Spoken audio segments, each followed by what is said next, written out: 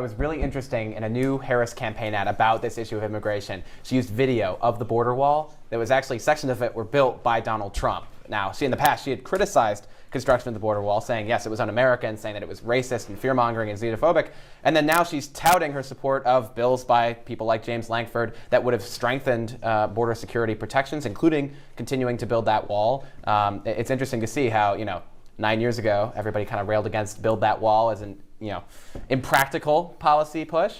And now it seems to be being embraced on a bipartisan basis. What do you think about that? Really interesting switch on messaging there. I like that you noted that. Another thing that I thought was interesting out of Harris tonight was the first thing that she talked about with immigration was being a prosecutor and prosecuting gangs. And she used a very personal anecdote about fentanyl. And I thought that was another interesting thing because that's something that Republicans have repeatedly nailed Democrats on, especially with the border crisis. So I thought it was interesting to see the Harris campaign kind of trying to embrace it. And then Trump just bringing it up pretty much whenever he can. It's been a winning issue for Republicans. It really has. So I thought he did a good job bringing it up a lot. I'm not sure if he cut through to voters like he did in the first debate in June. One thing that was really interesting about Harris's debate strategy, this was definitely a plan by her advisors going in on issues where she, had changed her position in the past or was unpopular, things like fracking, which we'll talk about in a second, things like immigration. And the immigration answer specifically, instead of directly answering the question, she would say something that was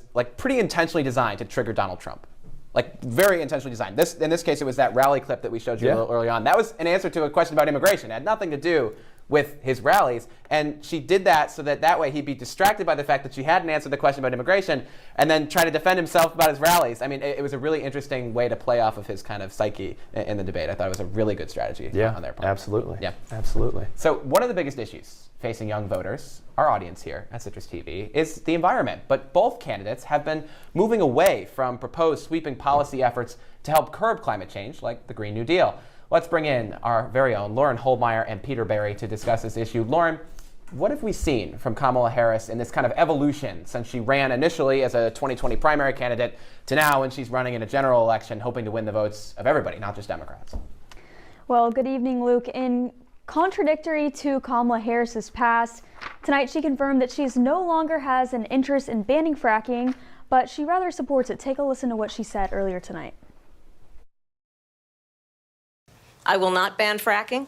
I have not banned fracking as Vice President of the United States. And in fact, I was the tie-breaking vote on the Inflation Reduction Act, which opened new leases for fracking.